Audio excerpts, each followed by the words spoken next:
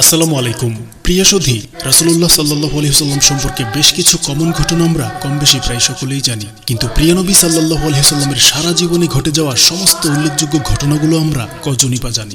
মহানবী সাল্লাল্লাহু আলাইহি ওয়াসাল্লামের সারা জীবনে ঘটে যাওয়া সমস্ত উল্লেখযোগ্য ঘটনাগুলোর বিস্তারিত বিবরণ। তাই অনুরোধ করব পুরো আলোচনাটি না টেনে কয়েকদিনে হলেও শুরু থেকে শেষ পর্যন্ত মনোযোগ সহকারে শোনার জন্য। বলা চলে এসব ব্যবস্থা গ্রহণের ফলে সত্যের আহ্বান কুরাইশদের কর্ণকুহরে প্রবেশ করে বটে, কিন্তু তাদের মর্ম স্পর্শ করতে পারে নাই। পুরুষানুক্রমিক সংস্কার, বংশ পরম্পরাগত বিশ্বাস, পৌরোহিত্যের প্রলোভন, পারিপার্শ্বিক অবস্থা কুরাইশদের হৃদয় জগৎ সম্পূর্ণ অন্ধ করে রেখেছিল। তৌহিদের আলো সেই অন্ধকার জগতে সহজে স্থান লাভের কোনো সুযোগ ছিল না। আল্লাহ ব্যতীত কোনো মাবুদ ইলাহ নাই। তিনিই স্রষ্টা, জীবন ও মৃত্যুদাতা। সৃষ্টি ও জীবন মৃত্যুর অধিকারী একমাত্র তিনি। বহু শতাব্দী পরে এই আহ্বান আবার মক্কার আকাশে বাতাসে গুঞ্জরিত হচ্ছে। প্রকাশ্যে যদিও কোনো ফল লাভ হয় নাই, তবুও তাওহীদ তথা এক আল্লাহর নবী ইত্যাদি বিষয় সর্বসাধারণে সাধারণ আলোচনার বিষয়বস্তুতে পরিণত হয়।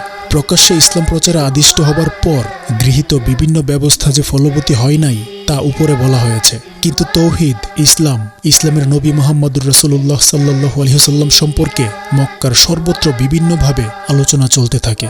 এ সময় একদিন রাসূল সাল্লাল্লাহু আলাইহি ওয়াসাল্লাম কয়েকজন নৌ মুসলিমকে সাথে নিয়ে কাবা শরীফে বসে তৌহিদ তথা একত্ববাদ সম্পর্কে আলোচনা করছিলেন। তার তৌহিদ সম্পর্কিত আলোচনায় কাফের কুরাইশদের মাঝে মহা হুলস্থুল পড়ে যায়।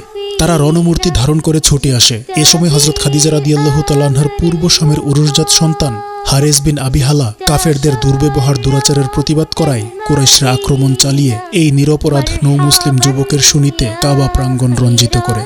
এভাবে হারেস বিন আবি হালা ইসলামের ইতিহাসে প্রথম শহীদ হবার মর্যাদা লাভ করে। পৃথিবীতে যখনই সত্য আত্মপ্রতিষ্ঠা করতে চেয়েছে তখনই তার বিরুদ্ধাচরণ করা হয়েছে। বিরুদ্ধাচরণের ধারণা ও কারণ সর্বক্ষেত্রেই এক ও অভিন্ন। কোনো সত্য প্রথম যখন আত্মপ্রকাশ করতে চায় তখন বিরোধীরা তা উপেক্ষা ভরে হেসে উড়িয়ে দিতে সচেষ্ট হয়। সত্য আত্মপ্রকাশ ও আত্মপ্রতিষ্ঠার এই পর্বে উপেক্ষা, ব্যঙ্গ, বিদ্রূপ, হাসি ঠাট্টাই বিরোধীদের প্রধানতম অবলম্বন হয়ে দাঁড়ায়। সত্যের প্রচারক সেবক যখন বিরোধীদের এসব বাধা বিঘ্ন অতিক্রম করে সম্মুখে অগ্রসর হতে থাকেন তখন বিরুদ্ধবাদীদের ব্যঙ্গ, বিদ্রূপ, হাসি ঠাট্টা ক্রোধে পরিণত হয়। তাদের ক্রোধের বহিঃপ্রকাশ ঘটে হীন গালমন্দের মাধ্যমে। হীন গালমন্দেও যখন তারা কোনো শুভফল দেখতে পায় না তখন সত্য প্রতিহত করার জন্য দল পাকিয়ে অগ্রসর হয়। যুক্তি বুদ্ধির সাথে সম্পর্কহীন লোকদেরকেই সমাজের নেতৃস্থানীয়রা তখন উত্তেজিত করতে থাকে। সত্যানুরাগীদের বিরুদ্ধে সামাজিক শাসনের ব্যবস্থা গৃহীত হয়। এই ব্যবস্থাও নিষ্ফল হলে শারীরিক শক্তি প্রয়োগ শুরু হয়। শক্তি সামর্থ্যে না কুলালে মুক্ত কৃপানে এর পরিসমাপ্তি ঘটে। যুক্তি, বুদ্ধি, বিবেক সবকিছুর প্রতি বৃদ্ধাঙ্গুলি প্রদর্শন করে সত্য বিরোধীরা উন্মুক্ত কৃপান হস্তে সত্যের মুণ্ডুপাত করার জন্য এগিয়ে আসে, কিন্তু তাতে কোনো লাভ হয় না। এই পরিণামে সত্যই জয়যুক্ত হয়। যুগে যুগে সত্য প্রচারক ও তাদের অনুসারীদের সম্পর্কে উল্লেখিত রূপকর্ম ব্যবস্থায় গৃহীত হয়েছে। নূহ, ইব্রাহিম খলিলুল্লাহ, মুসা এবং ঈসা আলাইহিসসালাম সহ কেউই বিরুদ্ধবাদীদের অন্যায় বিরোধিতা থেকে মুক্ত ছিলেন না। আখিরি রাসূল হযরত মুহাম্মদ মুস্তাফা সাল্লাল্লাহু আলাইহি ওয়াসাল্লামও সমসাময়িক সত্য বিরোধীদের কর্তৃক উল্লেখিত রূপ বাধা প্রতিবন্ধকতার সম্মুখীন। তার ভক্ত অনুরক্তরা বিরোধীদের কর্তৃক অকথ্য অত্যাচার নির্যাতনের শিকার। সত্যানুসারীদের প্রতি এসব অত্যাচার নির্যাতনের পেছনে একটি মাত্র বিষয়ই যুগে যুগে কাজ করেছে, আর সেটা হলো কায়েমি স্বার্থবাদীদের স্বার্থহানি এবং পৌরোহিত্যবাদীদের পৌরোহিত্য হাতছাড়া হবার আশঙ্কা। অতএব পৃথিবীর সকল দেশে সকল যুগে যখনই সত্য প্রতিষ্ঠার আন্দোলন শুরু হয়েছে তখন যাজক, পুরোহিত শ্রেণীর লোকেরাই তার বিরোধিতা করেছে। এই পর্যন্ত আলোচনা থেকে আমরা সহজে সিদ্ধান্তে উপনীত হতে পেরেছি যে যুগে যুগে সকল দেশে সত্য প্রতিষ্ঠার আন্দোলনে যাজক, পুরোহিত তথা সমাজের নেতৃস্থানীয়রাই প্রবল বিরোধিতা করেছে। পাছে তাদের ভয়, যদি তাদের যাজকত্ব, পৌরোহিত্য, নেতৃত্ব হাতছাড়া হয়ে যায়। রাসূলুল্লাহ সাল্লাল্লাহু আলাইহি ওয়াসাল্লাম প্রকাশ্যে ইসলাম প্রচার শুরু করলেও কুরাইশদের যাজত্ব, পৌরোহিত্য, নেতৃত্ব হারানোর আশঙ্কাই তাদেরকে ইসলামের বিরোধিতায় উদ্বুদ্ধ করে। পবিত্র কাবা ঘর ছিল আরব উপদ্বীপের একমাত্র দেব মন্দির। সেখানে ৩৬০টি দেবমূর্তি সগৌরবে অবস্থান করেছে। সেই মন্দিরের সর্বপ্রকার কর্তৃত্ব, নেতৃত্ব ছিল কুরাইশদের করায়ত্তে। কাবা মন্দিরের সেবায়িত পুরোহিত হবার সুবাদে সমগ্র আরব ও তৎপার্শ্ববর্তী এলাকার মানুষ বিনা বাক্য ব্যয়ে কুরাইশদেরকে মেনে চলে। যে দেবমূর্তিগুলো কুরাইশদের নেতৃত্ব, কর্তৃত্বের আসনে আসীন থাকার প্রধানতম পুঁজি মুহাম্মদ সাল্লাল্লাহু আলাইহি ওয়াসাল্লাম, সেসব দেবমূর্তির পূজা অর্চনাই নিরর্থক নিষ্ফল কর্ম বলে প্রচার করছেন। সুতরাং এই সত্য যদি প্রতিষ্ঠা পায় তাহলে তো তাদের যাজক পুরোহিত তথা নেতৃত্ব কর্তৃত্বের আসনে সমাসীন থাকার কোনো সুযোগই অবশিষ্ট থাকবে না। তাই তারা আদা জল খেয়ে রাসূল সাল্লাল্লাহু আলাইহি সাল্লাম ও ইসলামের বিরোধিতা করতে শুরু করে। কুরাইশদের বহু শতাব্দী কাল থেকে চলে আসা তাদের যাজকত্ব পৌরোহিত্য হারানোর ভয়ে ভীত শঙ্কিত। এছাড়া আরও কিছু ব্যাপার ছিল যেগুলো তাদেরকে ইসলাম ও ইসলামের নবীর বিরুদ্ধাচরণে উদ্বুদ্ধ করে। সেগুলো হচ্ছে প্রথমত তাদের দেবদেবীর মান সম্মান, দ্বিতীয়ত তাদের ধারণা মতে তৎকালীন আরবের নেতৃস্থানীয় কেউ যেমন উমাইয়া ইবনে খালফ, উলিদ ইবনে মুগিরা, আস বিন ওয়াইল প্রমুখ কেন নবী হল না, কেন বনি হাসিম গোত্রের পিতৃহীন গরিব মোহাম্মদ নবী হল। তৃতীয়ত ইসলামের কোনো কোনো বিষয় খ্রিস্ট ধর্মের মূলনীতির সাথে সামঞ্জস্যশীল, অথচ খ্রিস্ট ধর্ম আরবের লোকদের একেবারে অপছন্দ। বিশেষত আব্রাহা যখন কাবা ধ্বংস করার উদ্দেশ্যে হস্তি বাহিনী নিয়ে আসে তখন থেকেই এই ধারা শুরু হয়। চতুর্থত প্রথম দিকে রাসূল সাল্লাল্লাহু আলাইহি সাল্লামের বাইতুল মুকাদ্দাসকে কাবা হিসাবে গ্রহণ এইসবই বিরোধিতার প্রধানতম উপকরণ হিসাবে কাজ করে। কুরাইশরা ইসলামের বিরুদ্ধে সোচ্চার হয়ে উঠলেও তাদের পথে কিছুটা প্রতিবন্ধকতারও সৃষ্টি হয়, কারণ ইতিমধ্যে প্রায় সব গোত্রেরই দুই একজন করে ইসলাম গ্রহণ করেছে। অতএব তাদের বিরোধিতা একেবারে বাধা বন্ধনহীন ছিল না। তাই তারা প্রথম দিকে উদ্ভূত সমস্যার একটা শান্তিপূর্ণ সমাধানের জন্য সচেষ্ট হয়। তারা নেতৃস্থানীয় লোকদের সমবায়ে গঠিত একটি প্রতিনিধি দল আবু তালেবের নিকট প্রেরণ করে।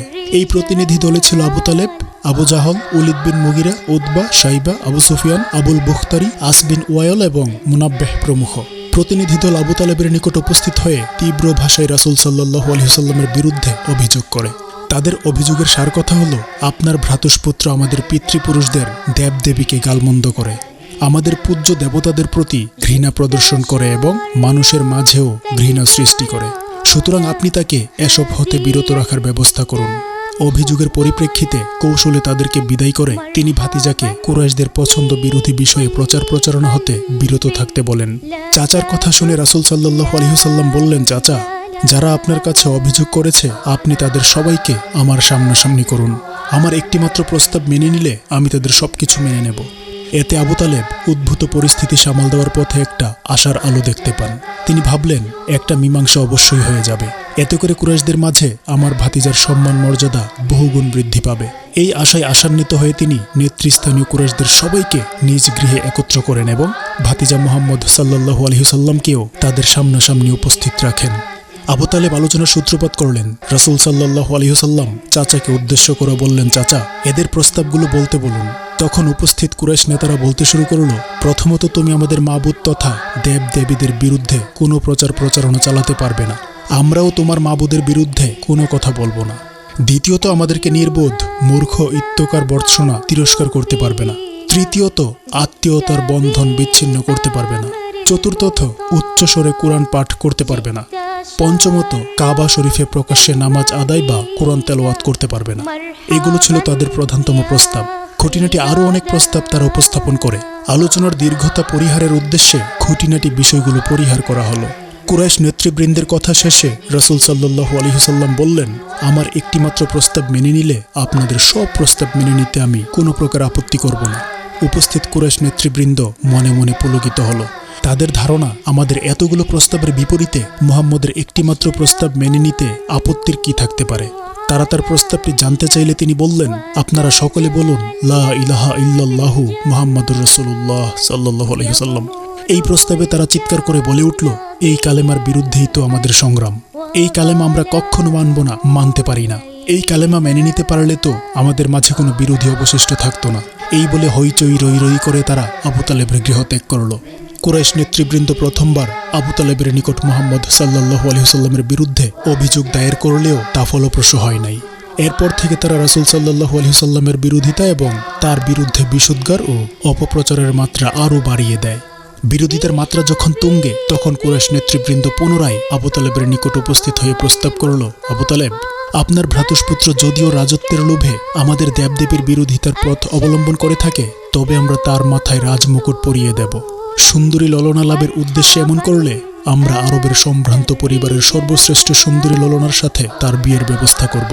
যদি সে সম্পদ কামনা করে তবে আমরা তাকে সর্বশ্রেষ্ঠ ধনীতে পরিণত করে দেব। তবুও যেন সে আমাদের পিতৃপুরুষের ধর্মের যুগ যুগ ধরে পূজ্য আমাদের দেবদেবীদের বিরুদ্ধে অপপ্রচার না করে। তাদের সর্বশেষ প্রস্তাব ছিল, হয়তো আপনার ভ্রাতুষ্পুত্রকে বাগে আনুন, নতুবা মধ্যখান থেকে সরে পড়ুন। আমরা উন্মুক্ত ময়দানেই এই সমস্যার চূড়ান্ত সমাধান করতে চাই। আবু তালেব দেখলেন ব্যাপার খুবই জটিল। একাকী সমগ্র কুরাইশ গোত্রের বিরুদ্ধে দাঁড়ানো এক প্রকার অসম্ভব। ওদিকে ভাতিজাকেও তার প্রচারণা হতে বিরত রাখা যাচ্ছে না। একদিকে প্রাণপ্রিয় ভ্রাতুষ্পুত্র, অন্যদিকে কুরাইশ দলপতিরা। আবু তালেব কিং কর্তব্য বিমূঢ় হয়ে পড়লেন। তিনি কুরাইশ প্রতিনিধি দলের উপস্থিতিতেই ভাতিজাকে ডেকে পাঠান। ভাতিজা তথায় উপস্থিত হলে তিনি কুরাইশ প্রতিনিধি দলের বক্তব্যকর্তাকে বুঝিয়ে দিয়ে উপসংহারে বললেন, বাবা, একটুখানি বিবেচনা করে কাজ করো। যে ভার বহনের শক্তি আমার নাই তা আমার উপর চাপাইও না। রাসূল সাল্লাল্লাহু আলাইহি ওয়াসাল্লাম মনে করলেন, পার্থিব একমাত্র সহায় পিতৃব্যও আজ তার সঙ্গ ত্যাগ করছেন। অত্যন্ত কঠোর পরীক্ষা, কিন্তু এতেও তিনি বিন্দুমাত্র বিচলিত হন নাই। তিনি আবু তালেবকে সম্বোধন করে বললেন, চাচা, এরা যদি আমার ডান হাতে সূর্য আর বাম হাতে চন্দ্র এনে দেয়, তবুও আমি মহাসত্যের সেবা ও নিজের কর্তব্য হতে এক মুহূর্তের জন্য বিচ্যুত হব না। হয়তো আল্লাহ সত্য জয়যুক্ত করবেন, না হয় আমি ধ্বংস হয়ে যাব। চাচা, নিশ্চিত জেনে রাখুন, মুহাম্মদ কখনো কর্তব্য হতে বিচ্যুত হবে না। এই বলে রাসূল সাল্লাল্লাহু আলাইহি ওয়াসাল্লামের নয়ন যুগল অশ্রু সজল হয়ে উঠল। এ অবস্থায় তিনি স্থান ত্যাগ করলেন। ওইদিকে কুরাইশ নেতৃবৃন্দও নানা প্রকার কঠোর বাক্যবাণ নিক্ষেপ করতে করতে আবু তালেবের গৃহ ত্যাগ করে। আবু তালেবের গৃহে আগত কুরাইশদের কঠোর বাক্যবাণ, উগ্র রণমূর্তি, অসার তর্জন, গর্জন, হুঙ্কার যদিও মুহূর্তের জন্য আবু তালেবের মনোজগতে ভীতি বিহ্বলতার জন্ম দিয়েছিল, তেমনি মুহূর্তেই তা আবার অপসারিত হল। তিনি অনতিবিলম্বে ভাতিজাকে ডেকে বললেন, প্রিয় ভ্রাতুষ্পুত্র, নিজের কর্তব্য করে যাও। আল্লাহর শপথ, কোনো অবস্থাতেই আমি তোমাকে পরিত্যাগ করব না। কুরাইশ দলপতিগণ তাদের সর্বপ্রকার চেষ্টা প্রচেষ্টা চূড়ান্ত করেও দেখল, লাভ কিছুই হচ্ছে না। আবু তালেব পূর্ববৎ স্বস্থানে অটল, বরং তার ভাতিজার পক্ষে আরও বেশি দৃঢ় অবস্থান গ্রহণ করেছেন। এর কিছুদিন পর কুরাইশ প্রধানরা যুক্তি পরামর্শ করে উমারা বিন উলিদ নামক এক সুশ্রী সুদর্শন যুবককে আবু তালেবের সম্মুখে হাজির করে বলল, এই যুবকটি সুশ্রী সুদর্শন, সুকবি একে আমরা আপনার জন্য এনেছি। আপনি একে পুত্ররূপে গ্রহণ করুন, পরিণামে আপনার মঙ্গল হবে। এর পরিবর্তে আপনার ভাতিজা মুহাম্মদকে আমাদের হস্তে অর্পণ করুন, আমরা তাকে প্রাণে বধ করব। কুরাইশ প্রধানদের লোমহর্ষক প্রস্তাব শুনে আবু তালেব আঁতকে উঠলেন। তিনি বিদ্রূপের সুরে বললেন, বেশ তো তোমাদের প্রস্তাব। তোমাদের সন্তানকে খাইয়ে দাইয়ে পেলে পুষে বড় করি, আর আমার সন্তানটিকে তোমাদের হাতে তুলে দেই হত্যা করার জন্য। মনে রেখো, আবু তালেব এত অপদার্থ নয়। কুরাইশ প্রধানের উল্লিখিত প্রস্তাবে আবু তালেব রীতিমতো বিস্মিত ও প্রকম্পিত হলেন। প্রাণপ্রিয় ভ্রাতুষ্পুত্রীকে হত্যার ষড়যন্ত্র, এতে তিনি ভবিষ্যতে এক মহা বিপদের অশনি সংকেত লক্ষ্য করলেন। তিনি হাশেম ও মুত্তালেব বংশের সবাইকে একত্র করে সমগ্র পরিস্থিতি তাদের সম্মুখে তুলে ধরলেন এবং বললেন, কুরাইশদের অপরাপর গোত্রের লোকেরা আমার ভাতিজাকে হত্যা করতে চাইছে, সুতরাং তোমরা আমাকে সাহায্য করতে প্রস্তুত আছো কিনা? আবু তালেবের প্রশ্নে এক আবুল আহাব ব্যতীত সবাই সমস্বরে বলে উঠল, আমরা সবাই প্রস্তুত। যেদিন হাশেম ও মুত্তালেব বংশের লোকদের সাথে উল্লেখিত আলোচনা হচ্ছিল, সেই দিনই সন্ধ্যায় খবর পাওয়া গেল রাসূল সাল্লাল্লাহু আলাইহি ওয়াসাল্লামকে খুঁজে পাওয়া যাচ্ছে না। এই সংবাদ আবু তালেব ও তার অন্য ভ্রাতাগণ রাসূল সাল্লাল্লাহু আলাইহি ওয়াসাল্লামের বাড়িতে উপস্থিত হয়েও কোনো সংবাদ পেলেন না। আতঙ্কে তারা সবাই শিউরে উঠলেন। আবু তালেবের বদন মণ্ডল ঘর্মাক্ত হয়ে উঠল। তিনি ক্রোধ কম্পিত সুরে হাশেম ও মুত্তালেব বংশীয় যুবকদের উদ্দেশ্যে বললেন, শানিত খড়গ হস্তে প্রস্তুত হও। আদেশ প্রাপ্তি মাত্র সবাই প্রস্তুত হলো। আবু তালেব সকলকে বুঝিয়ে বললেন, সবাই নিজ নিজ অস্ত্র লুকিয়ে আমার সঙ্গে কাবায় প্রবেশ করবে। সেখানে কুরাইশদের যেসব প্রধান ব্যক্তি উপস্থিত আছে, এক একজন তাদের এক একজনের কাছে বসে পড়বে। সাবধান, ইবনুল হানজালিয়া আবু জাহেল যেন বাদ না যায়। মুহাম্মদ যদি নিহত হয়ে থাকে তবে সবাইকে হত্যা করবে। ইতিমধ্যে হঠাৎ যায়েদ বিন হারেসা কাবা শরীফে উপস্থিত হল। আবু তালেব অতি ব্যগ্রতা সহকারে রাসূল সাল্লাল্লাহু আলাইহি ওয়াসাল্লামের সংবাদ জানতে চাইলে যায়েদ পরিস্থিতি আঁচ করে ফেললেন। তিনি সকলকে আশ্বস্ত করে বললেন, সব ঠিক আছে, রাসূল সাল্লাল্লাহু আলাইহি ওয়াসাল্লামও ভালো আছেন, আমি এইমাত্র তার কাছ থেকে এসেছি। যায়েদ সবার সম্মুখে তার অবস্থান স্থলের কথা প্রকাশ করলেন না। তখন তিনি সাফা পাহাড়ের নিকটে ইবনে আরকামের গৃহে অবস্থান করে নৌ মুসলিমদের সঙ্গে বিভিন্ন বিষয়ে আলোচনা করছিলেন। যায়েদ দৌড়ে গিয়ে রাসূল সাল্লাল্লাহু আলাইহি ওয়াসাল্লামের নিকট সমগ্র পরিস্থিতি বিবৃত করলেন। তিনি অবিলম্বে আবু তালেবের নিকট আগমন করলেন। তাকে দেখে আবু তালেবের হৃদয় মন শান্ত হলো। চাচা তাকে বাড়িতে যেতে বললে তিনি বাড়ি অভিমুখে রওনা করলেন। হযরতকে গৃহাভিমুখে পাঠিয়ে আবু তালেব হাশেম ও মুত্তালেব বংশীয় যুবকদেরকে নিয়ে কুরাইশদের এক আড্ডায় উপস্থিত হয়ে নিজের সংকল্প ব্যক্ত করে যুবকদের প্রতি ইঙ্গিত করতেই তারা লুকায়িত খড়গগুলো বের করল। এবার আবু তালেব বজ্রকঠোর সুরে ঘোষণা করলেন, যদি তোমরা মুহাম্মদকে হত্যাই করতে তবে তোমাদের একটিকেও বেঁচে থাকতে হতো না, ফলে আমাদের সকলকে ধ্বংস হতে হতো। হাশেম ও মুত্তালেব বংশীয়দের ঐক্য ও আবু তালেবের নেতৃত্বের প্রতি আস্থা দর্শনে কুরাইশরা, বিশেষত আবু জাহেল, নিরতিশয় ভঙ্গহৃদয় হয়ে পড়ল। এরপর থেকে কুরাইশদের যাবতীয় বিদ্বেষ ও ক্রোধ নবদীক্ষিত মুসলমানদের উপর গিয়ে পড়ে। তারা নানাভাবে নবদীক্ষিত মুসলমানদের প্রতি অত্যাচার শুরু করে। হযরত বেলাল রাদিয়াল্লাহু তাআলা আনহুর নামটি অবগত নন এমন মুসলমান সম্ভবত দুনিয়াতে একজনও খুঁজে পাওয়া যাবে না। তিনি মূলত মক্কার অধিবাসী নন, তার পূর্বপুরুষ ছিলেন আবিসিনিয়ার অধিবাসী। তার মা বাবা কোনো কারণে ধৃত হয়ে মক্কাবাসীদের নিকট দাস রূপে বিক্রিত হন। তৎকালীন সমাজে দাসদের পরবর্তী প্রজন্মও দাস হয়ে জন্মাত। সুতরাং হযরত বেলাল রাদিয়াল্লাহু তাআলা আনহুও পিতামাতার উত্তরাধিকার সূত্রে দাস জীবনী অতিবাহিত করছিলেন।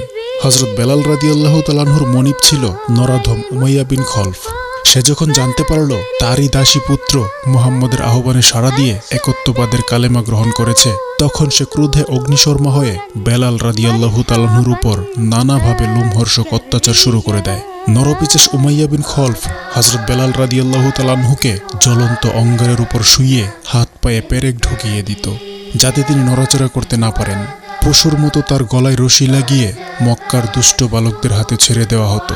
এই দুষ্ট নিষ্ঠুর বালকেরা হযরত বেলাল রাদিয়াল্লাহু তাআলা আনহুর গলার রশি ধরে টানা খেঁচড়া করে মক্কার পথে ঘাটে অলিতে গলিতে হইচই করে বেড়াতো। এভাবে সারাদিন টানা খেঁচড়া ও মারধর করে অর্ধমৃত অবস্থায় সন্ধ্যাবেলায় আবার পশাধম উমাইয়ার বাড়িতে এসে রেখে যেত। রাতের বেলায় তাকে অধোমুখী করে লটকিয়ে বাবলা কাটা দিয়ে পেটানো হতো। এই ধরনের অত্যাচারে বেলাল রাদিয়াল্লাহু তাআলা আনহু হুঁশ হারিয়ে ফেলতেন। যখন হুঁশ ফিরে আসতো তখন শুধু বলতেন আহাদ আহাদ, অর্থাৎ এক আল্লাহ এক আল্লাহ। এই কঠিন সময়ও পশাধম উমাইয়া বলতো মুহাম্মদের দিন পরিত্যাগ কর, নতুবা আরও কঠোর শাস্তি ভোগ করতে হবে। কিন্তু বেলালকে ইসলাম থেকে সম্মত করানো নরাধম উমাইয়ার জন্য সম্ভব হয় নাই। অনেক সময় রাতের বেলায় জিঞ্জিরবদ্ধ করে গোলামদেরকে লাগিয়ে দেওয়া হতো হযরত বেলালকে পেটানোর জন্য। এভাবে নানাভাবে অত্যাচার চলতেই থাকে। একদিন হযরত আবু বকর রাদিয়াল্লাহু তাআলা আনহু উমাইয়ার বাড়ির পাশ দিয়ে অতিক্রমকালে হযরত বেলাল রাদিয়াল্লাহু তাআলা আনহুর করুণ আর্তনাদ শুনতে পান। তিনি উমাইয়ার গৃহে উপস্থিত হয়ে বললেন, উমাইয়া, এই গোলামটির প্রতি অত্যাচার বন্ধ করো, পরকালে তোমার কল্যাণ হবে।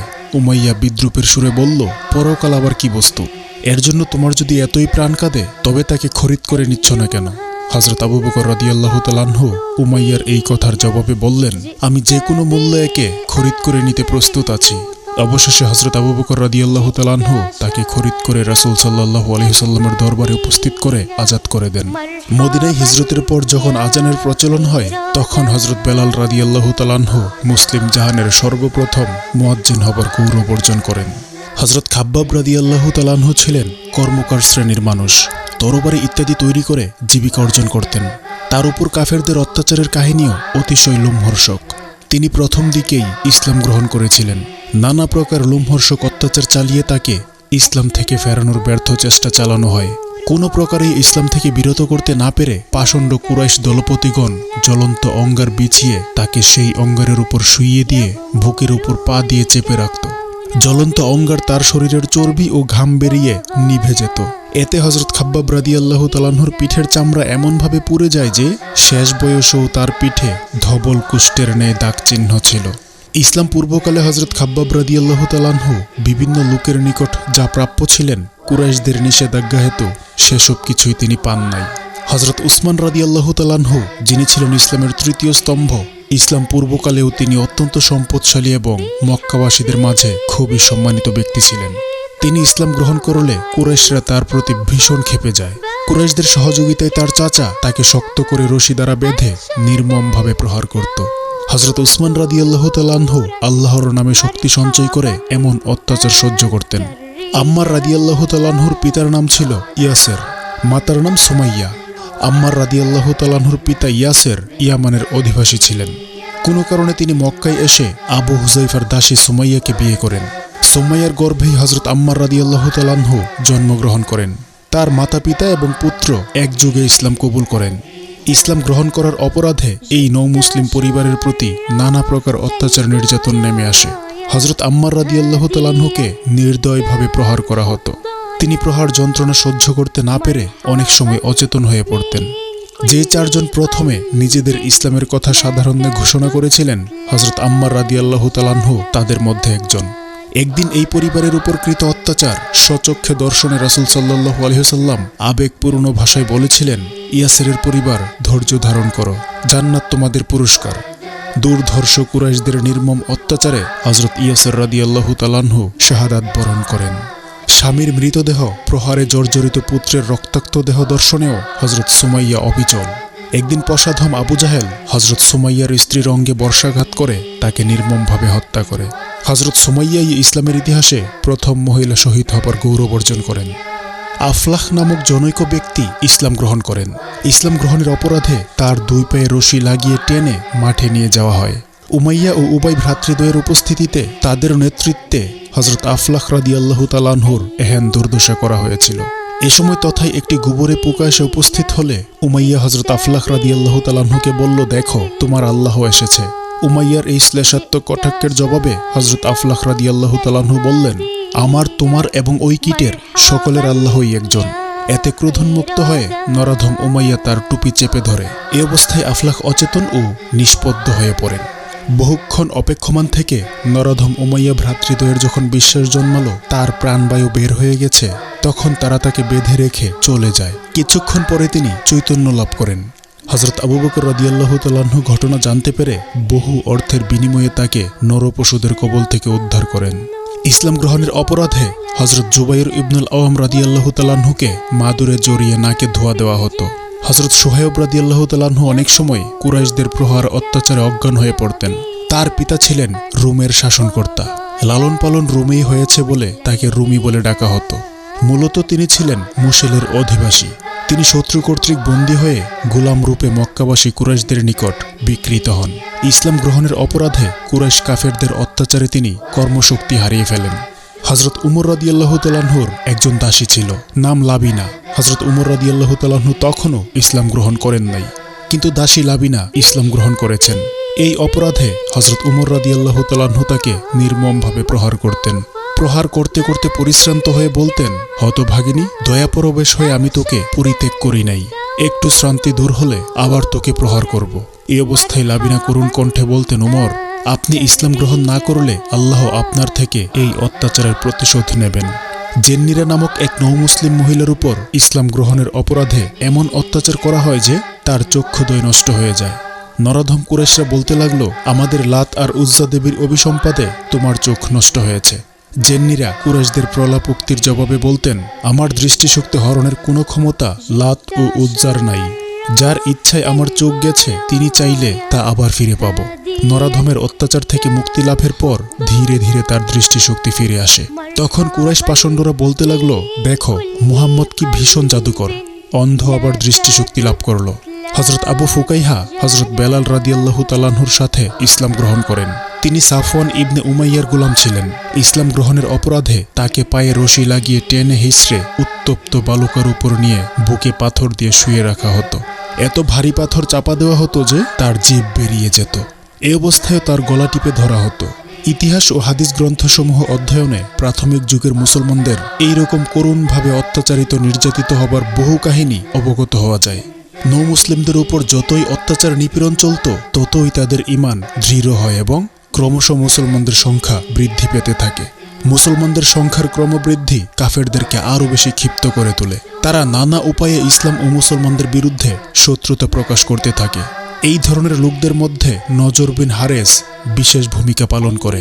নজর বিন হারেস ব্যবসায়িক সফরে হীরা শহরে গমন করে সেখান থেকে রুস্তম ও পারস্য সম্রাটগণের কিচ্ছা কাহিনী সংগ্রহ করে মক্কায় ফিরে আসে।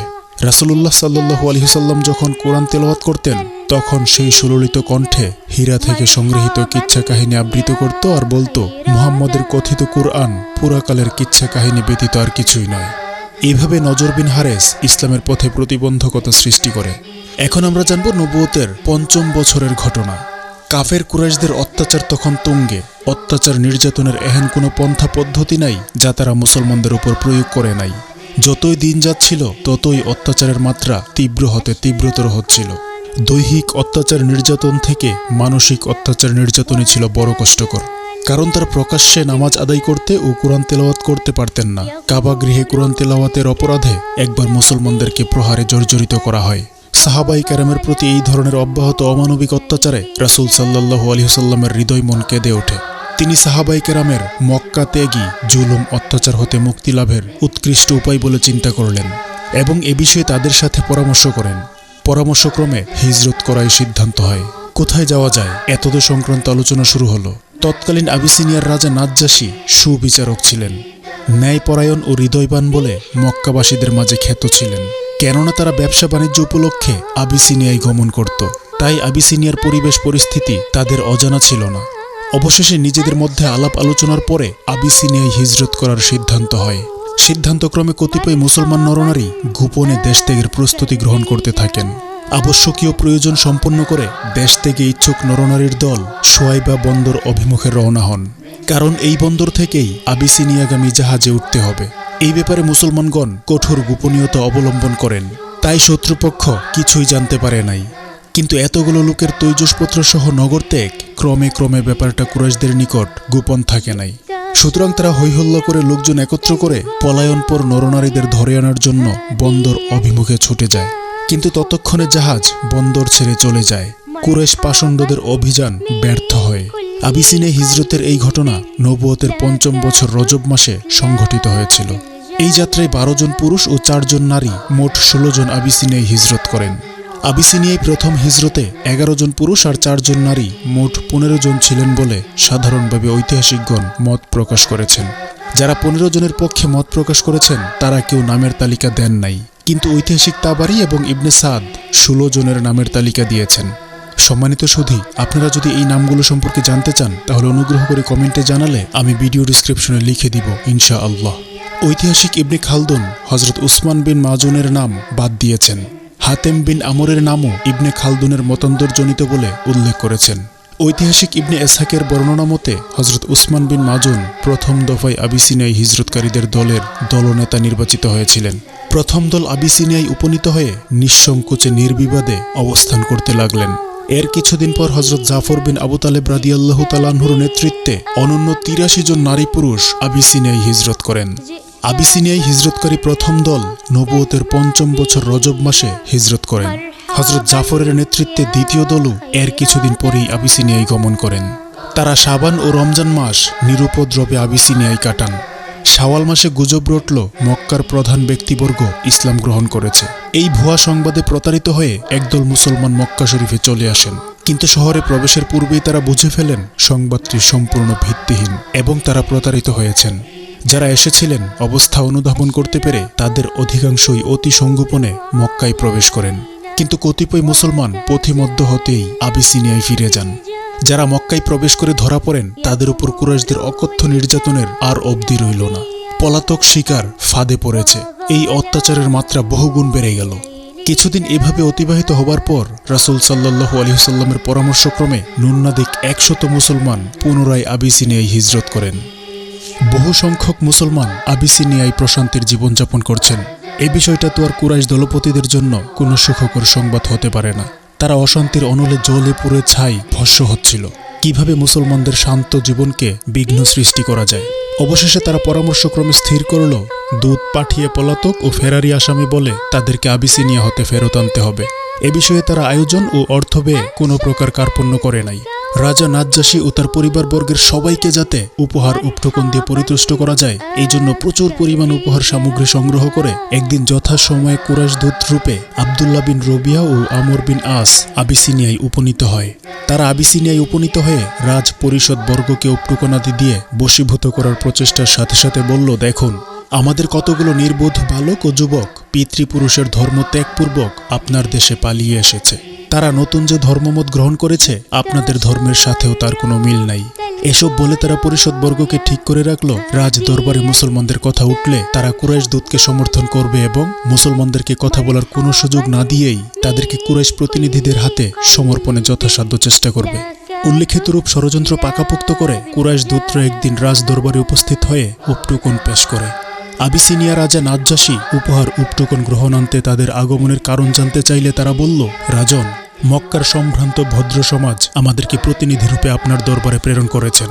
আমাদের দেশের কতিপয় বিপথগামী নির্বোধ যুবক তাদের পিতৃপুরুষের ধর্ম ত্যাগ করে আপনাদের ধর্মেও প্রবেশ না করে অভিনব এক ধর্ম গড়ে নিয়েছে।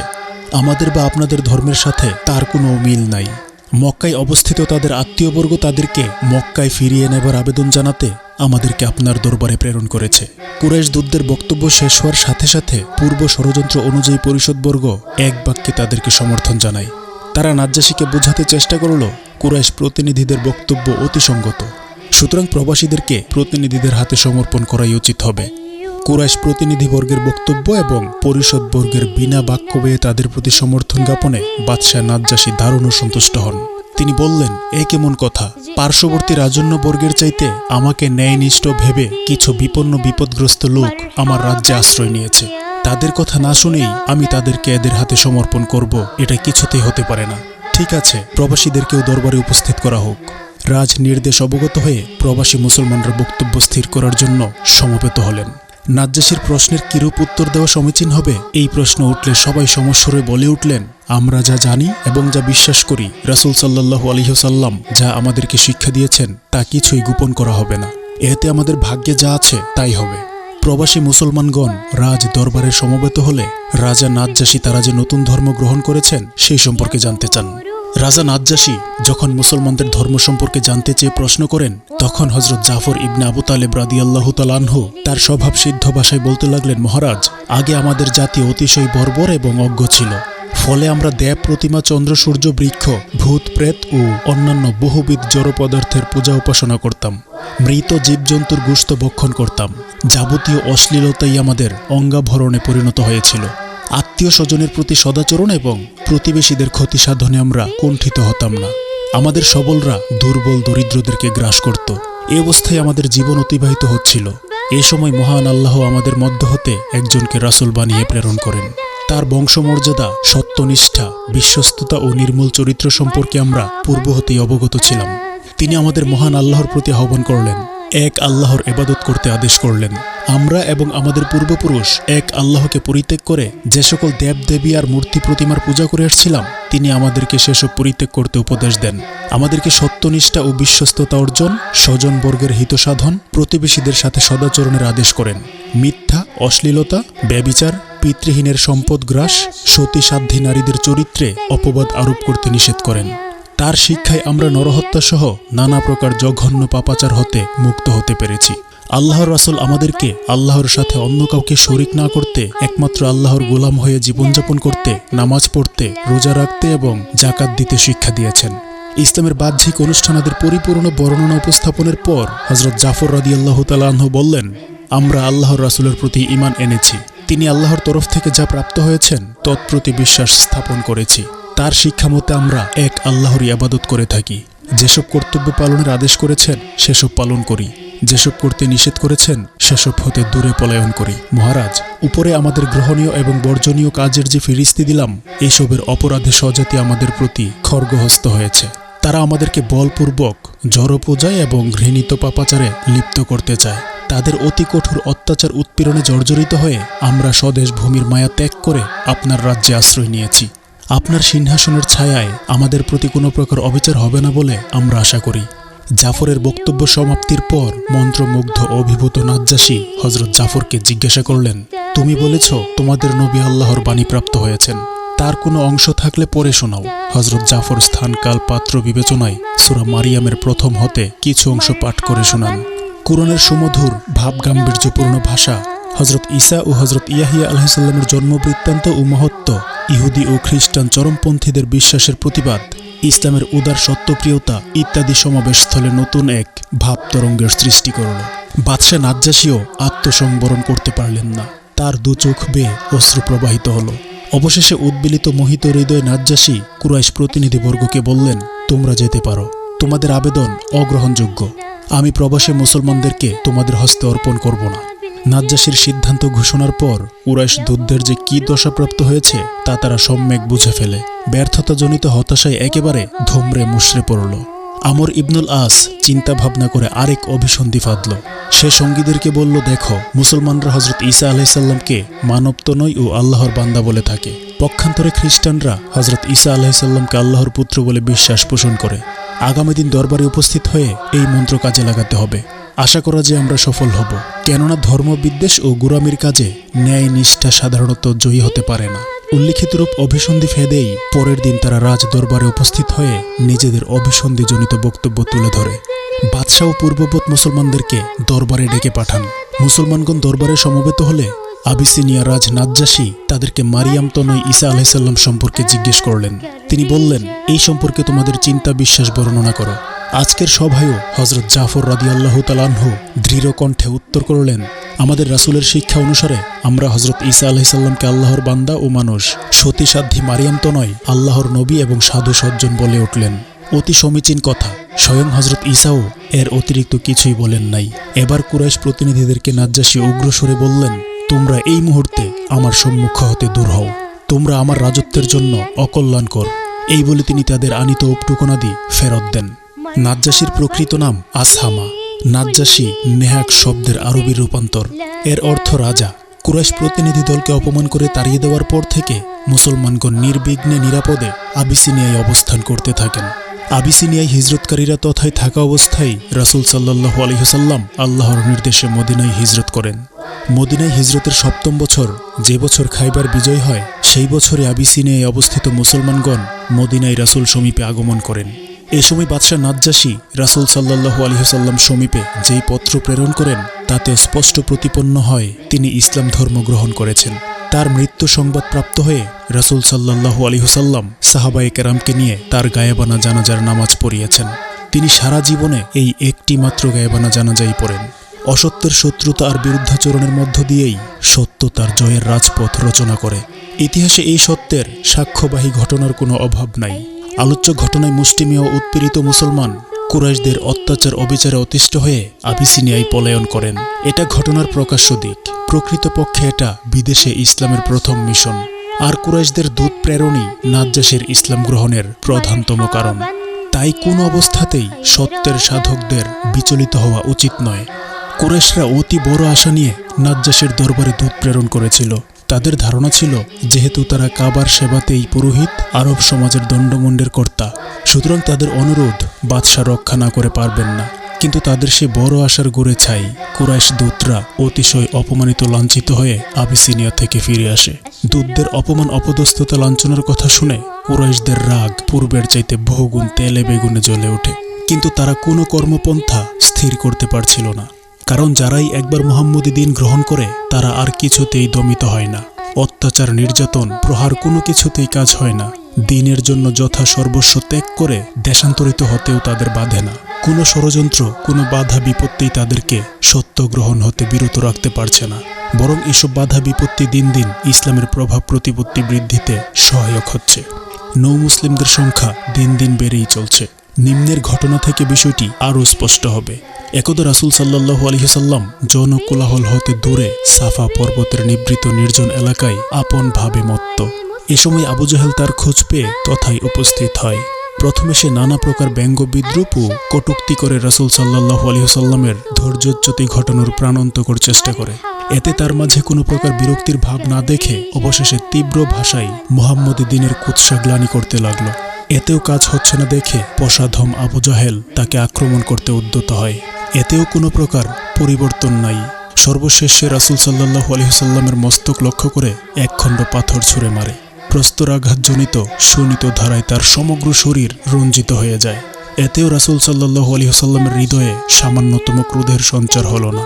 কিন্তু তিনি স্বজাতি স্বদেশবাসীর মূর্খতায় যার পরনায় মর্মাহত হন। এই ঘটনার পর রাসূলুল্লাহ সাল্লাল্লাহু আলাইহি ওয়াসাল্লাম বাড়িতে চলে আসেন। কাউকেই কিছু বললেন না। কিন্তু এক কৃতদাসী দূর হতে সমগ্র ঘটনা অবলোকন করে। রাসূল সাল্লাল্লাহু আলাইহি ওয়াসাল্লামের চাচা বীর কেশরী হামজা রাদিয়াল্লাহু তাআলা আনহু তখন বাড়িতে ছিলেন না, শিকারে গমন করেছিলেন। তিনি শিকার থেকে ফিরলে দাসী সমগ্র ঘটনা তাকে খুলে বলে। এই কৃতদাসীর নাম ছিল সুয়াইবা। আবু লাহাব তাকে মুক্ত করে দিয়েছিলেন বলে ঐতিহাসিকদের কেউ কেউ বলেছেন। এর মুক্তি লাভের কারণস্বরূপ বলা হয়েছে, দাসী সুয়াইবাই প্রথম তার মনিব আবু লাহাবকে রাসূল সাল্লাল্লাহু আলাইহি ওয়াসাল্লামের জন্ম সংবাদ দেয়। এতে সে নিরতিশয় খুশি হয়ে এই কৃতদাসীকে মুক্ত করে দেয়। জন্মের পর রাসূল সাল্লাল্লাহু আলাইহি ওয়াসাল্লাম কিছুদিন কৃতদাসী সুয়াইবার দুধ পান করেছিলেন এবং হামজাও এই কৃতদাসীর দুধ পান করেন। এই সূত্রে তারা উভয়ই দুধ ভাইও। হযরত হামজা রাদিয়াল্লাহু তাআলা আনহু ছিলেন মহাবলশালী আরব বিখ্যাত বীর। এতিম ভাতিজা মুহাম্মদের প্রতি নরাদম আবু জাহেলের অমানবিক আচরণের কথা শুনতে পেয়ে তার শোণিত ধারায় সীমাহীন উত্তাপ সৃষ্টি হয়। তার মনে একই প্রশ্ন, কি অপরাধ আমার ভাতিজার? সে তো মাত্র এক আল্লাহর ইবাদতের কথাই বলে, এই জন্য তো তারা এহেন অমানবিক আচরণ করতে পারে না। হামজা এসব ভেবে পথ চলছিলেন। এ সময় আবু জাহেল কাবায় বসে কুরাইশ দলপতিদের সাথে পরামর্শ আটছিল। হযরত হামজা রাদিয়াল্লাহু তাআলা আনহু তথায় হাজির হয়ে হুঙ্কার ছেড়ে বললেন, রে পাষণ্ড, তুই কেন মুহাম্মদের উপর অত্যাচার করেছিস? আর করবি? এই বলে আচ্ছা রকম পেটালেন। আঘাত লেগে নরাদমের মাথা ফেটে রক্ত বের হতে থাকে। হামজা রাদিয়াল্লাহু তাআলা আনহু বললেন, ধর্মের জন্য তুই মুহাম্মদের উপর অত্যাচার করেছিস? ঠিক আছে, আজ হতে আমিও মুহাম্মদের ধর্ম গ্রহণ করলাম। আবু জাহেল থেকে প্রতিশোধ গ্রহণ পর্ব শেষে হামজা রাদিয়াল্লাহু তাআলা আনহু কাবা গৃহ থেকে সোজা রাসূল সাল্লাল্লাহু আলাইহি ওয়াসাল্লামের বাড়িতে এসে উপস্থিত হন। ভাতিজাকে সস্নেহে বললেন, প্রিয় ভাতিজা, আনন্দিত হও, আমি এইমাত্র আবু জাহেল থেকে যথার্থ প্রতিশোধ গ্রহণ করে এসেছি। আবু জাহেল প্রহিত হয়েছে, তার থেকে প্রতিশোধ নেওয়া হয়েছে। এসব সংবাদে রাসূল সাল্লাল্লাহু আলাইহি ওয়াসাল্লামের মাঝে কোনো প্রকার ভাবান্তর নাই। তিনি প্রিয় চাচা হামজা রাদিয়াল্লাহু তাআলা আনহুর উদ্দেশ্যে বললেন, চাচা, এতে আনন্দিত হবার এমন কি আছে? যদি শুনতাম আপনি ইসলাম ধর্ম গ্রহণ করেছেন, তাহলে এটা একটা আনন্দের বিষয় হতো। হামজার মনোজগৎ পূর্ব থেকেই ইসলাম গ্রহণের জন্য প্রস্তুত হয়েই ছিল। কাবা গৃহে কুরাইশ দলপতিদের সম্মুখে তা তিনি প্রকাশও করেছেন। এবার তার প্রাণপ্রিয় ভাতিজার সম্মুখে প্রকাশ্যে ইসলামের কথা ঘোষণা করলেন। হামজার ইসলাম গ্রহণ কুরাইশদের মধ্যে প্রবল চাঞ্চল্যের সৃষ্টি করে এবং তারা রাসূল সাল্লাল্লাহু আলাইহি ওয়াসাল্লামের উপর অত্যাচারের মাত্রা কিছুটা হ্রাস করে উদ্দেশ্য সফল হবার জন্য নতুন পন্থা খুঁজতে শুরু করে। রাসূলুল্লাহ সাল্লাল্লাহু আলাইহি ওয়াসাল্লাম প্রকাশ্যে ইসলামের কথা ঘোষণার পর হতেই ছলে বলে কৌশলে শক্তি প্রয়োগে কুরাইশ কাফেররা তাকে ইসলাম প্রচার হতে বিরত রাখার সর্বাত্মক প্রচেষ্টা চালায়। কিন্তু কিছুতেই কিছু হচ্ছে না। দিন দিন মুসলমানদের সংখ্যা বেড়েই চলছে। সর্বশেষ আরবের বিখ্যাত বীর হামজা রাদিয়াল্লাহু তাআলা আনহু ইসলাম গ্রহণ করেছেন। হামজার ইসলাম গ্রহণ কুরাইশদের শক্তি দুর্গের ভিত্তিমূলে নাড়া দেয়। তারা নতুন করে ভাবতে শুরু করে কি করে মুহাম্মদের অব্যাহত গতিপথে প্রতিরোধ আরোপ করা যায়। তারা পুনরায় ভিন্ন পন্থায় কূটকৌশল অবলম্বন করে। অর্থ সম্পদ, ক্ষমতা, নেতৃত্ব, কর্তৃত্ব, সুন্দরী ললনা সবকিছুর প্রলোভন একে একে উপস্থাপন করেও কোনো ফল ফলছে না। সবই ব্যর্থ। এই ব্যর্থতার প্রেক্ষাপটে তারা নতুন করে চিন্তা ভাবনা করতে শুরু করে। কুরাইশদের মাঝে যখন কোনো জটিল সমস্যা দেখা দিত, তখন সেই সমস্যা সমাধান পদ্ধতি উদ্ভাবন কল্পে তারা দারুণ নদুয়ায় একত্রিত হয়ে পরস্পর মত বিনিময়ে উদ্ভূত সমস্যা সমাধানের পন্থা খুঁজে বের করার চেষ্টা করত। দারুণ নদুয়া ছিল কুরাইশদের সংসদ। আজকে তাদের দারুণ নদুয়ায় উপস্থিতির উদ্দেশ্য রাসূল সাল্লাল্লাহু আলাইহি ওয়াসাল্লাম সম্পর্কে চূড়ান্ত সিদ্ধান্ত গ্রহণ। তাদের সর্বসম্মত মতে মুহাম্মদকে আর সম্মুখে বাড়তে দেওয়া যায় না। দীর্ঘ আলোচনা অনুষ্ঠিত হলো, কিন্তু কোনো সমাধান খুঁজে পাওয়া যাচ্ছে না। উপস্থিত সকলেই সমাধান উদ্ভাবনে ব্যর্থ। এমন সময় এক বৃদ্ধ তথায় উপস্থিত হয়। জিজ্ঞাসাবাদে সে তার বাড়ি নজদে বলে জানায়। উপস্থিত সকলেই তাকে শায়েখ নজদি বলে অভিহিত করে তার গুরুত্বপূর্ণ পরামর্শ কামনা করল। এই শায়েখে নজদি আর কেউ নয়, মানবের চিরশত্রু অভিশপ্ত ইবলিশ। শায়েখে নজদি অভিশপ্ত ইবলিশ উপস্থিত কুরাইশ নেতৃবৃন্দের উদ্দেশ্যে বলল, যে উদ্দেশ্যে তোমরা এখানে একত্রিত হয়েছ, হন্যে হয়ে সমাধানের পথ খুঁজছ, তার একটাই মাত্র সমাধান, আর তা হচ্ছে মুহাম্মদকে হত্যা করা। নতুবা তোমাদের ধর্ম, ঐতিহ্য, নেতৃত্ব, কর্তৃত্ব কিছুই রক্ষা পাবে না। শায়েখে নজদির এই প্রস্তাব সর্বসম্মতিক্রমে গৃহীত হয় এবং এই কর্ম সাধনের জন্য 100 উট পুরস্কার ঘোষিত হয়। এই মজলিসে হযরত উমর রাদিয়াল্লাহু তাআলা আনহু উপস্থিত ছিলেন। দুর্দান্ত সাহসী বীর, তখনও ইসলাম গ্রহণ করেন নাই। তিনি বললেন, ঠিক আছে, আমি মুহাম্মদের শির এনে দেব। এই বলে তিনি উলঙ্গ তরবারি হস্তে বের হলেন। দুর্দান্ত আরব বীর উলঙ্গ তরবারি হস্তে রাস্তায় নেমে এসেছেন। উদ্দেশ্য একটাই, যেখানেই পাওয়া যাবে মুহাম্মদের শির কর্তন করতে হবে। তিনি রাসূলুল্লাহ সাল্লাল্লাহু আলাইহি ওয়াসাল্লামের অবস্থান স্থলের দিকে যাচ্ছেন। পথে মধ্যে নাইম বিন আব্দুল্লাহর সঙ্গে সাক্ষাৎ হয়। নাইম পূর্বেই ইসলাম ধর্ম গ্রহণ করেছেন, কিন্তু এটা উমরের জানা ছিল না। নাইম দেখলেন ব্যাপার খুবই জটিল। তিনি জিজ্ঞেস করলেন, উমর, কোথায় যাচ্ছ? তিনি উত্তর দিলেন, মুহাম্মদকে হত্যা করতে। সে আমাদের সমাজে বিভেদ বিভ্রান্তি ছড়াচ্ছে, সমাজকে বিভক্ত করছে, আমাদের উপাস্য দেবতাকে গালি দিচ্ছে। নাইম ভাবলেন উমরের আপাত গতি পরিবর্তনের প্রয়োজন। তিনি বললেন, উমর, আগে তো নিজের ঘরের খবর লও। নাইমের এই উদ্দেশ্যপূর্ণ উক্তিতে উমর থমকে দাঁড়ালেন। জিজ্ঞেস করলেন, একই কথা বলছো নাইম? নাইম বললেন, তোমার বোন ফাতেমা এবং ভগ্নিপতি সাঈদ ইসলাম গ্রহণ করেছেন। এই কথা শুনতেই তিনি ঊর্ধ্বশ্বাসে বোনের বাড়ির দিকে ছুটলেন। উন্মুক্ত তরবারি হস্তে বোনের বাড়িতে উপস্থিত হয়েছেন। বোন তখন পবিত্র কোরআনের সূরা ত্বাহা তেলাওয়াত করছিলেন। ভাইয়ের আগমন টের পেয়েই হযরত ফাতেমা কোরআনের পত্রগুচ্ছগুলো লুকিয়ে ফেলেন। উমর বোনকে জিজ্ঞেস করলেন, শুনতে পেয়েছি তোমরা নাকি ইসলাম ধর্ম গ্রহণ করেছ। এই কথা বলতেই তিনি ভগ্নিপতি সাঈদকে প্রহার করতে শুরু করেন। তাকে রক্ষা করতে বোন এগিয়ে আসলে তাকেও প্রহার করেন। উমরের প্রহারে বোন ভগ্নিপতি দুজনই আহত। এ অবস্থায় বোন বললেন, ভাই, আমরা ইসলাম ধর্ম গ্রহণ করেছি। এখন আপনার যা ইচ্ছা করতে পারেন, তবে ঈমান পরিত্যাগ আমাদের দ্বারা হয়ে উঠবে না। প্রাণ যেতে পারে কিন্তু ঈমান যাওয়া সম্ভব নয়। ইতিমধ্যে বোন ভগ্নিপতির দেহ নির্গত শোণিত ধারা দর্শনে উমরের মন বিগলিত হয়ে পড়ে। তিনি বোনকে বললেন, তোমরা কি পাঠ করছিলে তা একটুখানি আমাকে দাও।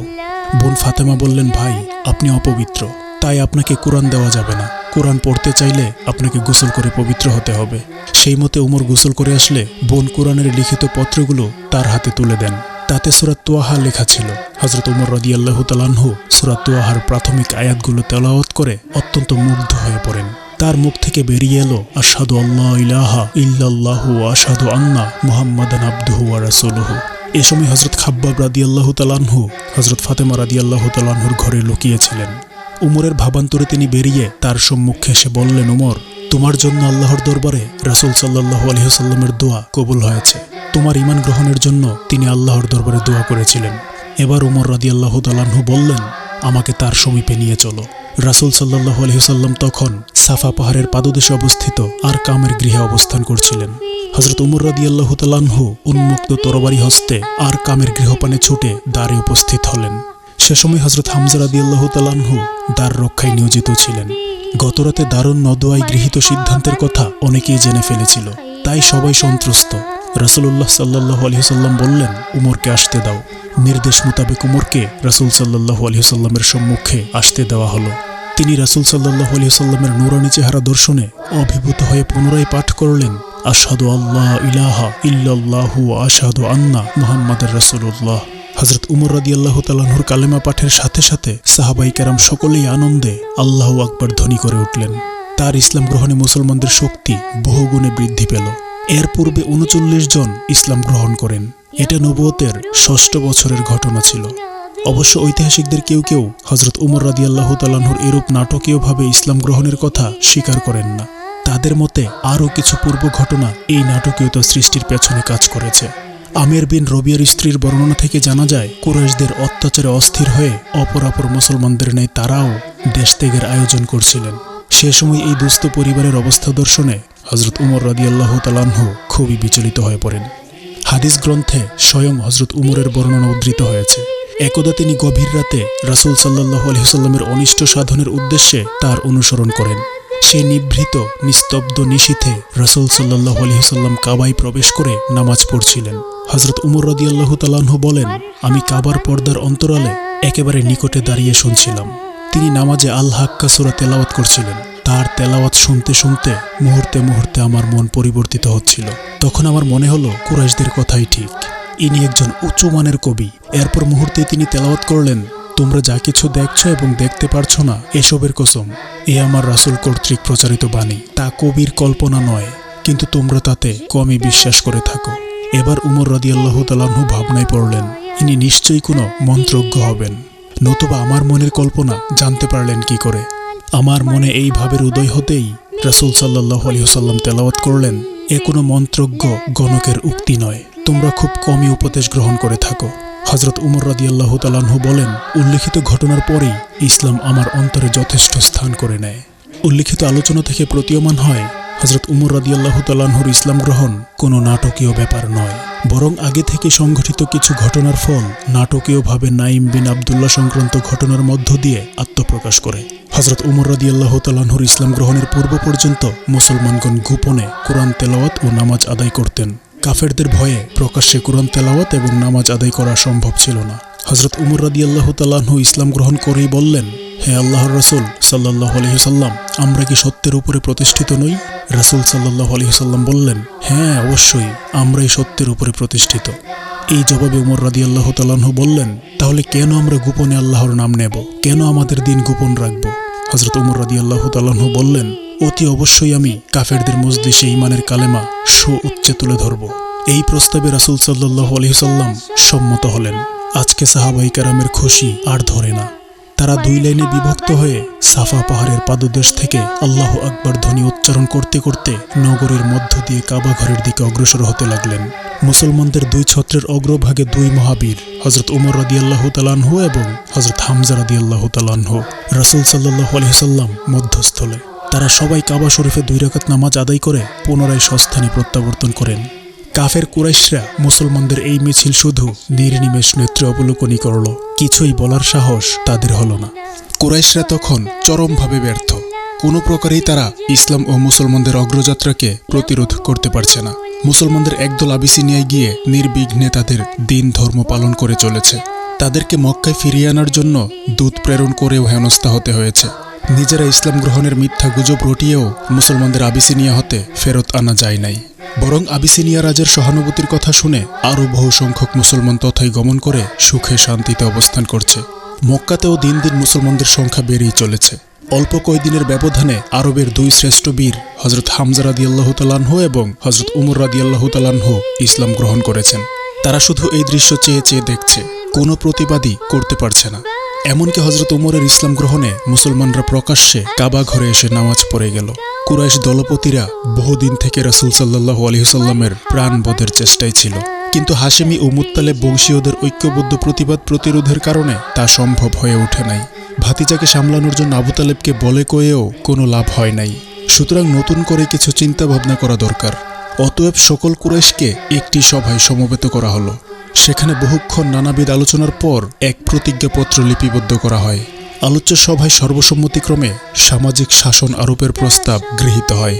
প্রতিজ্ঞাপত্রে লিখিত হল, হাশেম ও মুত্তালেব বংশীয়দের সহযোগিতার কারণেই মুহাম্মদ এতটুকু অগ্রসর হতে পেরেছে। সুতরাং মুহাম্মদ ও তার সহযোগী এবং তার দলস্থ সবাইকে সামাজিকভাবে বয়কট করতে হবে। তাদের সাথে কোনো প্রকার বৈবাহিক সম্পর্ক স্থাপন করা চলবে না। তাদের সাথে ক্রয় বিক্রয়, লেনদেন, কুশল বিনিময়, এক কথায় সর্বপ্রকার সামাজিক সম্পর্কই বন্ধ থাকবে। কেউ তাদেরকে কোনো প্রকার সাহায্য সহযোগিতা করলে কঠোর দণ্ডের যোগ্য বিবেচিত হবে। যতদিন পর্যন্ত হাশেমি ও মুত্তালেব বংশীয়রা স্বেচ্ছায় মুহাম্মদকে আমাদের হাতে সমর্পণ না করবে, ততদিন লিখিত প্রস্তাবপত্র বলবৎ থাকবে। এইরূপ আলোচনা শেষে ঠাকুর দেবতাদেরকে সাক্ষী করে এই প্রতিজ্ঞাপত্র কাবা শরীফে লটকিয়ে দেওয়া হয়। নবুয়তের 7ম বছর মুহররমের 1ম তারিখে এই প্রতিজ্ঞাপত্র লিখিত হয়। কুরাইশদের কর্তৃক গৃহীত সামাজিক শাসন ব্যবস্থা, সেই ব্যবস্থার বাস্তবায়নে প্রতিজ্ঞাপত্র প্রণয়ন ও তা কাবা ঘরে লটকিয়ে দেওয়া, সাথে সাথে মুসলমানদের সহযোগিতার অভিযোগে হাশেমি ও মুত্তালেব বংশীয়দেরকে অভিযুক্ত করা ইত্যাদি ঘটনার মাঝে এক মহা বিপদের অশনি সংকেত লুকায়িত ছিল।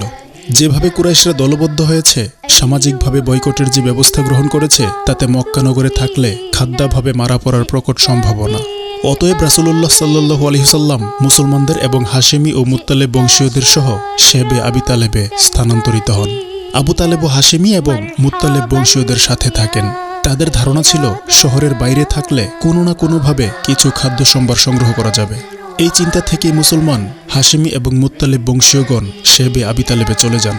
আবু তালেব ঘোষণা করলেন, কশ্চিন কালেও আমরা মুহাম্মদকে বিরোধীদের হাতে অর্পণ করব না। শেবে আবি তালেবের বন্দী জীবনে চরম ক্লেশ সহ্য করতে হয় মুসলমান এবং সহযোগী হাশেমিদের। কারণ হঠাৎ যে এমন একটা পরিস্থিতির সৃষ্টি হবে তা কারোরই জানা ছিল না।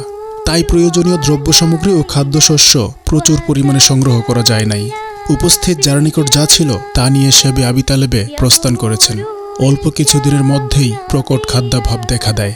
কুরাইশদের বিরোধিতার ফলে বাইরে থেকে প্রয়োজনীয় খাদ্য সামগ্রী এবং খাদ্যশস্য সংগ্রহ করা সম্ভব হচ্ছিল না। যতই দিন যাচ্ছিল ততই সংকট তীব্র থেকে তীব্রতর হচ্ছিল। ক্ষুধার্ত শিশুদের ক্রন্দনে চতুর্দিক মুখরিত হয়ে উঠত। তবুও পাষাণ কাফেরদের হৃদয় গলে নাই। অনেকে আত্মীয় স্বজনের জন্য সহযোগিতার নিদর্শন স্বরূপ কিছু খাদ্যশস্য পাঠাবার চেষ্টা করেও কুরাইশদের বাধার মুখে বিফল হয়েছে। শেবে আবি তালেবের বন্দীরা গাছের পাতা এবং শুষ্ক চামড়া পুড়ে তা খেয়ে ক্ষুধা নিবৃত্তির চেষ্টা করেছেন। অত্যাচারের তীব্রতা দর্শনে কিছু বিবেকবান মানুষের হৃদয় মন কেঁদে ওঠে। কারণ বয়কট কবলিতদের মধ্যে অনেকেই তাদের আত্মীয় স্বজন। তারা সলা পরামর্শ করতে থাকেন কিভাবে এই অত্যাচারের দুর্গে আঘাত হানা যায়। হেশাম প্রথম এই আন্দোলন শুরু করেন। তিনি প্রচেষ্টা চালিয়ে আবুল বুখতারি, জুবাইর ইবনে মুতেম, জামআ, কায়স ও জোহায়রকে নিজেদের মতে আনেন। কয়েকদিন ধরে এই কয়জনের মাঝে যুক্তি পরামর্শ চলে। তাদের প্রতিজ্ঞা এই অত্যাচারের একটা বিহিত অবশ্যই হতে হবে।